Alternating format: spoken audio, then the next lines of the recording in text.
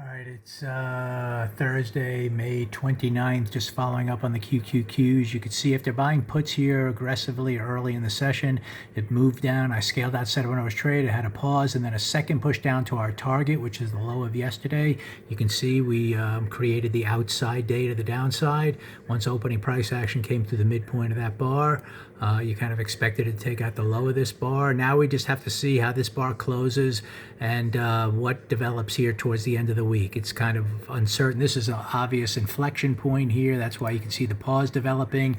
I was able to scale out more of the position. I bought the 530 puts at 7-11. I scaled out kind of in the 9-10 area, and then I just sold some more at 11. So, you know, we'll see here now is this going to be a green bar that kind of reverses and we just get a kind of a short-term higher highs, lower lows in line with the overall uptrend that's in play?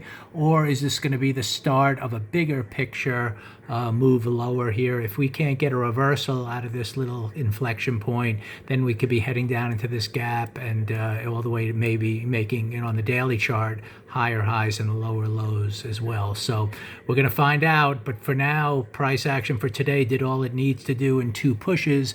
If this is going to stay weak, then we're not going to rally much from here after this pause, and we're going to then, you know, continue a lot lower. But, you know, you don't know for sure until we really see what 15-minute price action does here. So good trade here out of the gates. It is the potential of a little bit of a broadening action to the downside on a little bit of a higher time frame. If it wants to do that, we're going to see. It's going to kind of be important how this weekly chart closes. It could be the inside bar kind of failure where we move up, take out the high, and maybe by the end of the week kind of get to the midpoint of this bar, which would lead to lower prices into next week. But, you know, we don't know for sure. Price action will have to guide the way. The trend's still up, but we have a little bit of exhaustion risk at the broadening top here, and that's why I wanted to be aggressive once I saw the opening price action, buy some puts. So it reached its target. Let's see what develops for the rest of the day and how it ends the week.